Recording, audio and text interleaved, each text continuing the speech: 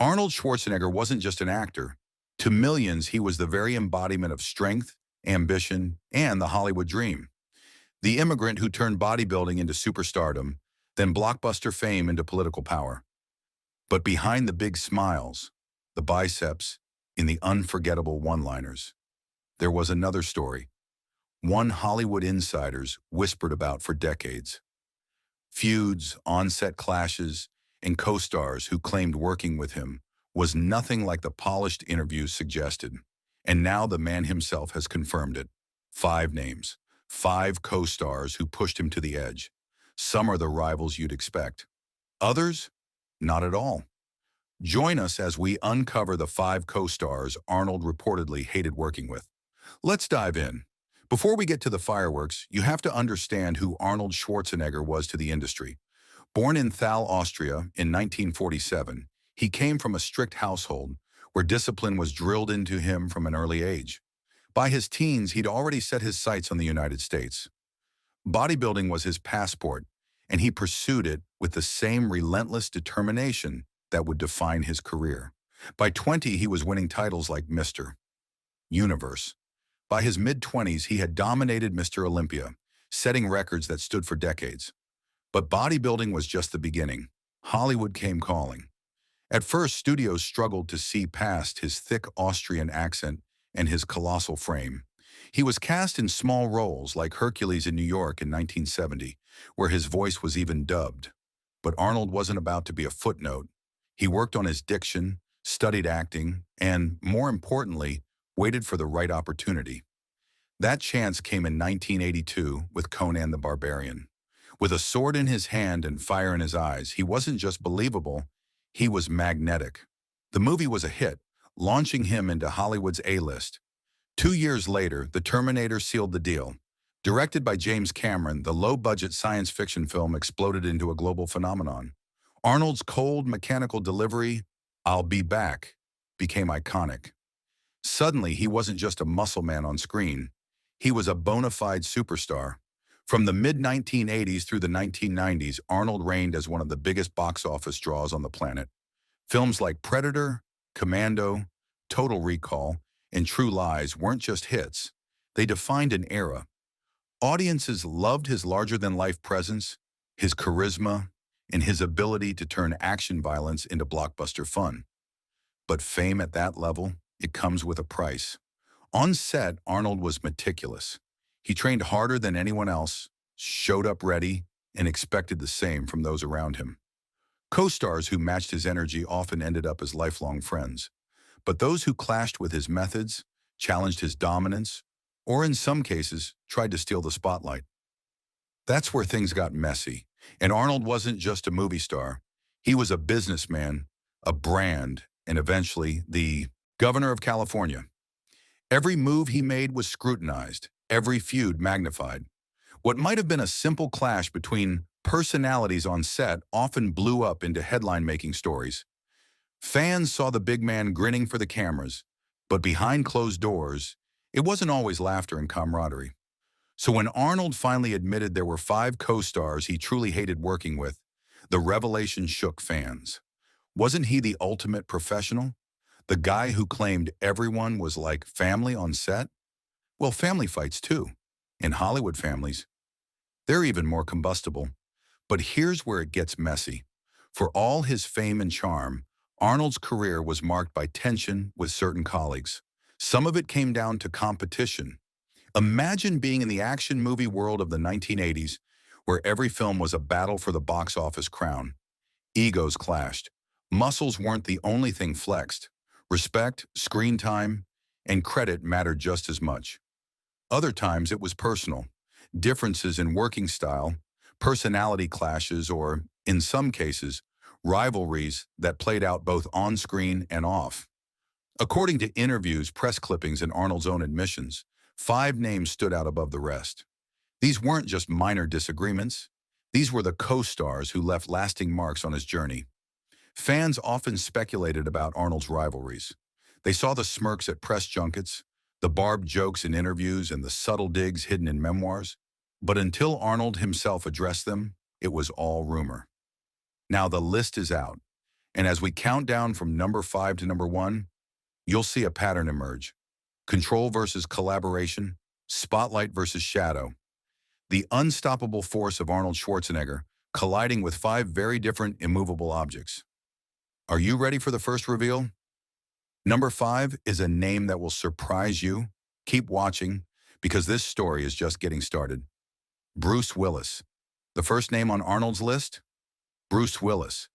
Two titans of action cinema, two icons of the late 80s and 90s, brought together not on a film set, but in a business deal that would test their relationship. At first glance, it made sense. Arnold, Bruce Willis, and Sylvester Stallone, three megastars pooling their resources to open Planet Hollywood in 1991. The concept was simple: a chain of restaurants decked out with movie memorabilia, backed by the biggest names in Hollywood. On paper, it was a match made in marketing heaven. The grand openings drew crowds like rock concerts. Paparazzi swarmed. Fans lined up for hours. It wasn't just a restaurant, it was an event. And Arnold, with his boundless charisma, was right at the center of it. But as the cameras faded, tension simmered. According to insiders, the business dynamics between Arnold and Bruce Willis were never easy. Arnold was the consummate showman, always smiling, always in campaign mode, whether for a film or later for political office. Bruce, on the other hand, had a sharper edge. He was witty, sarcastic, and often less inclined to play the glad-handing game. Reports suggested Bruce resented how much attention Arnold and Stallone drew, sometimes leaving him feeling like the third wheel. Fans noticed the subtle digs, interviews where Willis would crack jokes at Arnold's expense, rumors of disagreements about money, management, and how much time each star should devote to promoting the brand. It's been suggested Arnold wanted a steady, polished public image for Planet Hollywood: red carpets, autographs, a sense of spectacle. Bruce reportedly preferred a more grounded, low-key approach. The clash was inevitable. The irony? They weren't even competing as on-screen rivals in this era. In fact, they had little direct cinematic crossover until The Expendables years later. But off-screen, the partnership became its own battlefield. Planet Hollywood began to lose steam by the late 90s, and cracks in the partnership widened. While Arnold stayed relentlessly upbeat in interviews, Bruce's patience wore thin. Fans recall Willis sometimes looking detached at promotional events, while Arnold was still shaking hands, telling jokes, and posing for endless photos. Behind the scenes, according to several accounts, Bruce became frustrated with what he saw as Arnold's relentless need for control. Arnold, meanwhile, felt Bruce wasn't pulling his weight. One industry reporter at the time described it as a collision of egos disguised as a business deal. The evidence? Look at the press from the late 90s. In one Entertainment Weekly recap, Willis openly joked that running a restaurant chain with two of the biggest action stars in the world was like herding lions. Fans on forums speculated about a coolness between the two, pointing out how Arnold and Stallone continued appearing together even after Planet Hollywood faltered, while Willis drifted away. Later, when The Expendables 3 was in development, Sylvester Stallone famously announced Bruce's exit from the franchise in a blunt tweet, calling him greedy and lazy. Arnold never piled on publicly, but fans read between the lines. The silence spoke volumes. In fact, Arnold himself later confirmed that the business side of things with Willis had been difficult, describing it in interviews as complicated. While careful not to go into detail, his comments were enough for longtime followers to nod knowingly. The rift was real. For Arnold, the clash with Bruce Willis highlighted a key truth about his career. He thrived when he was in control. On a film set, that meant discipline, training, and preparation. In politics, it meant strategy and messaging. In business, it meant total commitment to the brand. When his partners didn't match that intensity, frustration followed. The Planet Hollywood venture eventually collapsed into bankruptcy by 1999, and though it was revived in smaller forms, it never recaptured its early 90s buzz. Arnold walked away with his reputation intact, his films still dominated, his political career on the horizon. But the rift with Bruce Willis served as a reminder. Even among Hollywood royalty, alliances can crumble. And if you thought business tensions were messy, wait until you hear about the on-set wars. Because number 4 isn't about boardrooms and branding. It's about two men in the jungle, one camera, and an ego clash that fans still debate today. Jean-Claude Van Damme. The next name on Arnold's list? Jean-Claude Van Damme. To fans of 1980s action cinema, this clash was almost inevitable. Two muscle-bound megastars, each carving their own path in Hollywood, and each determined to prove they were the best. On screen, it looked like rivalry could be fun. Off screen, it became something else entirely. The seeds of the tension were planted in the late 80s, when Van Damme's Bloodsport and Kickboxer made him an international sensation. Arnold, by then, was already established as the action king, fresh off Predator and The Running Man. Reportedly, Van Damme admired Arnold, but also wanted to dethrone him. Their worlds collided when Van Damme was initially cast in Predator, 1987. Few fans realize this. Van Damme was originally supposed to play the creature itself, but the role didn't last. According to production accounts, Van Damme hated the restrictive suit, complained about the heat, and clashed with producers. He was replaced, and Kevin Peter Hall ultimately became the Predator we all remember. It wasn't just the firing that stung, it was who benefited. Arnold was the undeniable star of Predator, while Van Damme's name barely registered in connection to it. Some fans speculated that Van Damme blamed Arnold, though Arnold never asked for the change. The perception stuck. Arnold thrived. Van Damme was sidelined. In interviews through the years, Arnold remained diplomatic, but behind the scenes there was little camaraderie between the two. While Arnold built friendships with co-stars like Carl Weathers and Jesse Ventura, Van Damme seemed to orbit separately. Industry whispers suggested Arnold found Van Damme's attitude arrogant, while Van Damme thought Arnold was overhyped. By the early 90s, the rivalry became open enough that fans noticed. Both men were often mentioned together in magazine spreads ranking action heroes, and both appeared at events where, according to onlookers, they barely acknowledged one another. One famous story came from Stallone's parties at his Miami mansion. Several guests later recalled a confrontation between Arnold and Van Damme, where Van Damme allegedly challenged him to a fight right there on the lawn. Arnold reportedly laughed it off, but the anecdote cemented the image. Van Damme was hungry to prove himself, Arnold confident he had nothing to prove. The receipts are scattered across decades of press. In 1993, Van Damme joked in an interview that Arnold probably writes his scripts on his muscles. Fans read it as a dig. In another piece years later, Arnold described the jungle conditions on Predator and added that some actors didn't have the stamina to keep up, which many interpreted as a subtle reference to Van Damme. Online forums debated it endlessly. Was Arnold mocking him, or just making an observation? By the 2000s, when The Expendables 2 brought Van Damme into Stallone's all-star lineup, the two men finally shared billing again. Arnold played it cool in press events, praising the ensemble. Van Damme, however, called Arnold a legend, while still making playful remarks about who could win in a real fight. Fans noticed Arnold's polite smiles, but also his quick pivots away from those remarks. The tension hadn't vanished, it had just evolved. For Arnold, the rivalry with Van Damme was less about one project and more about protecting his throne. By the mid-1990s, Arnold was still headlining blockbusters, while Van Damme's career began to dip after a string of box office disappointments. Some insiders suggested Arnold saw Van Damme as competition that never fully materialized, but the animosity lingered nonetheless. When Arnold later confirmed that Van Damme was one of the co-stars he hated working with, fans weren't shocked. It was a rivalry written in the very DNA of 80s action cinema. But here's the kicker. If you thought bruised egos and failed costumes were dramatic, wait until you hear what happened when Arnold shared the screen with a true heavyweight of acting. Because number 3 isn't an action hero, it's a legend whose gravitas rivaled Arnold's muscles, and their clash became one of Hollywood's most talked about behind-the-scenes battles. James Caan. The third name on Arnold's list? James Caan. Yes, the legendary actor from The Godfather, known for his fiery temper and undeniable talent. When Arnold teamed up with him in the mid-1990s thriller Eraser, fans expected sparks on screen. What they didn't know was that sparks were flying off-screen too, and not the good kind. By 1996, Arnold was still one of the biggest box office draws alive. True Lies had been a global smash, and studios trusted him to headline nearly any action project. Enter Eraser, a high-tech thriller about a U.S. Marshal tasked with protecting a witness while battling corruption. James Caan was cast as Arnold's mentor turned adversary. On paper, it was perfect.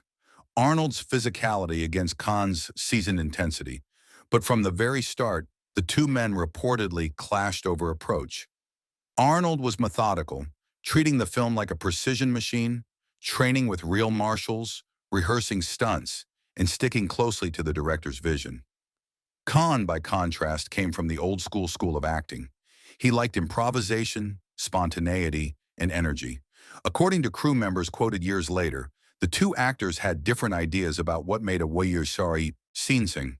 One insider put it bluntly, it was oil and water. On screen, the pairing worked. Their tension fueled the story, with Caan's character oozing menace while Arnold delivered stoic heroics. But off-screen, the relationship soured. Rumors circulated that Caan grew frustrated with Arnold's dominance on set. Some claimed he thought Arnold was too rigid, unwilling to bend or allow more give and take. Meanwhile, Arnold allegedly saw Caan as undisciplined, someone who didn't prepare the way he did. It didn't help that the production itself was chaotic. Eraser went through multiple rewrites and endured high-pressure reshoots. Directors were under enormous stress from studio executives demanding another hit. When you mix script changes, million-dollar set pieces, and two strong-willed stars, conflict was almost guaranteed. Look back at the press tour of Eraser, and you'll see subtle signs. In some interviews, Arnold praised the cast broadly, but rarely singled out James Caan. Caan, on the other hand, gave colorful quotes about the absurdity of blockbuster filmmaking. In one, he quipped that, "Half the time I didn't even know what button I was pressing on those gadgets." Fans noticed the lack of warmth between the two. On forums, discussions popped up. Did Arnold and Caan really dislike working together? Or was it just professional friction? The strongest hint came years later when Arnold was asked about his least favorite co-stars. While he remained diplomatic, he confirmed that not every partnership was enjoyable, and he specifically cited Eraser as one of the tougher shoots of his career. He didn't name Caan outright in that interview, but fans connected the dots. Meanwhile, Caan himself, known for his bluntness, reportedly joked to friends that working on Eraser was like acting with a tank. The clash didn't derail the film. It grossed over $240 million worldwide, but it left a mark. Arnold walked away reaffirmed in his belief that discipline and preparation mattered most. For Caan, it was another reminder that blockbuster filmmaking wasn't his natural habitat. While respected for his dramatic roles, he rarely returned to big-budget action after Eraser.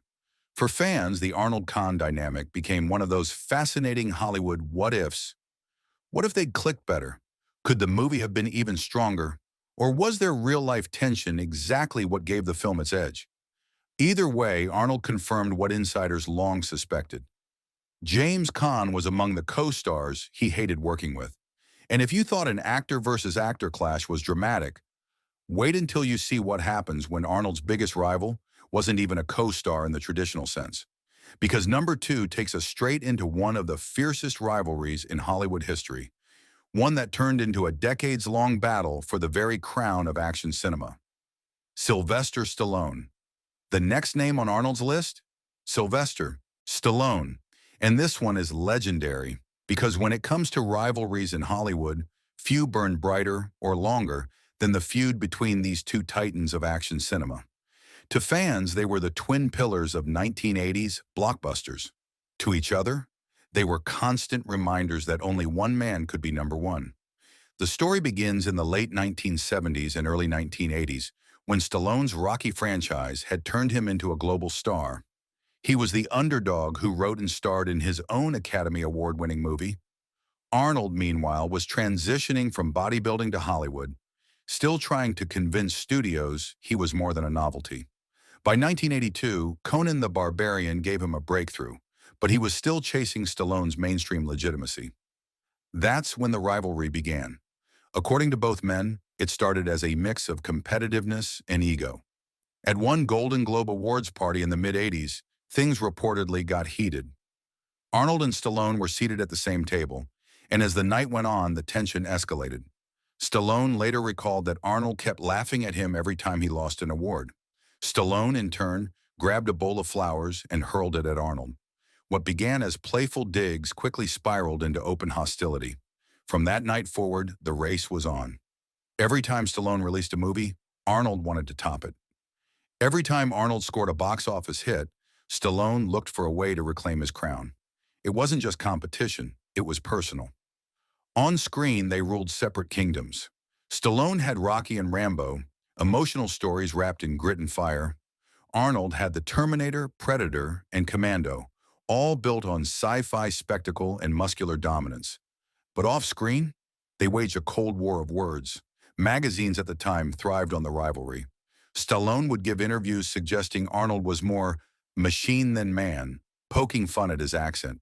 Arnold, in turn, mocked Stallone's endless sequels and his reliance on pity the underdog scripts. Fans ate it up. Every insult was amplified, every dig turned into a headline.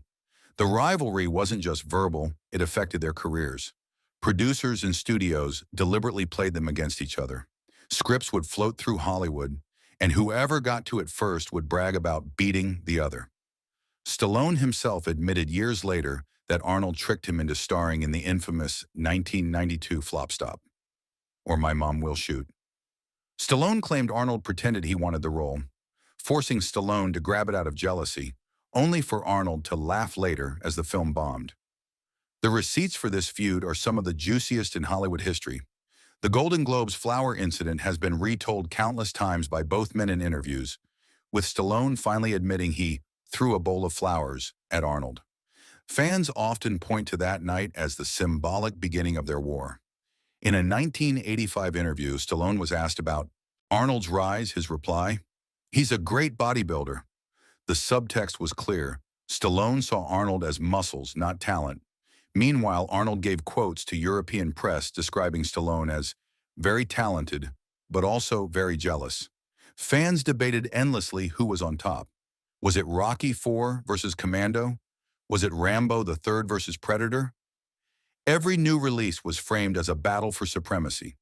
By the early 90s, the rivalry was so entrenched that it practically defined the action genre. Stallone's Cliffhanger and Arnold's Last Action Hero released within weeks of each other in 1993, and fans watched the box office like it was a heavyweight fight. One fan forum at the time summed it up. You had to pick a side. You were either Team Sly or Team Arnold. There was no middle ground for Arnold. The rivalry with Stallone was both exhausting and exhilarating. It pushed him to constantly up his game, to take bigger risks, to perfect the balance of action and comedy. Films like True Lies and Kindergarten Cop emerged partly because Arnold wanted to differentiate himself from Stallone's darker, grittier roles. For Stallone, the rivalry forced reinvention. He expanded Rocky into more sequels, pushed Rambo into political territory, and tried to keep pace with Arnold's blockbuster spectacle. But the downside was obvious. When one stumbled, the other gloated. When Arnold dominated with Terminator 2, Judgment Day in 1991, Stallone scrambled for years to match it. When Stallone scored critical redemption with Copland in 1997, Arnold was heading into politics. The feud lasted more than a decade before it began to thaw. By the 2000s, age and perspective mellowed both men. They began appearing together at events, poking fun at their rivalry. Fans loved it when Arnold made cameos in the Expendables films, finally teaming up with Stallone instead of battling him. Both men admitted in later interviews that the feud had gotten out of hand, fueled by ego and media frenzy. But neither denied it. For years, they hated working alongside or even near each other. And when Arnold confirmed Stallone as one of the five names, it wasn't shocking. It was a rivalry written into Hollywood history, a feud that helped define the golden era of action cinema. But as fierce as it was, there's still one name left. One co-star whose clash with Arnold was so intense, so personal, that it overshadowed even the Stallone war.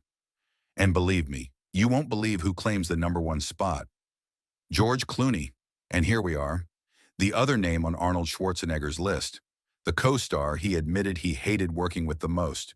You might expect another action rival, or maybe a dramatic heavyweight. But the truth, it was George Clooney. Yes, you heard that right. The pairing happened in 1997 in the infamous Batman and Robin. Arnold played Mr. Freeze, a neon blue villain firing off ice puns while Clooney donned the cape and cowl. On paper, the combination was explosive. Two of Hollywood's biggest names joining forces in a superhero blockbuster. But behind the glitter and campy production, the reality was very different. Arnold came into Batman and Robin as the highest-paid actor on the set. Reportedly, he pocketed a staggering $25 million for the role of Mr. Freeze, more than Clooney earned as Batman himself. From day one, that fact loomed over the production. Clooney, who had only just inherited the role after Val Kilmer walked away, was already under pressure. Fans were skeptical of his casting. Critics were watching closely.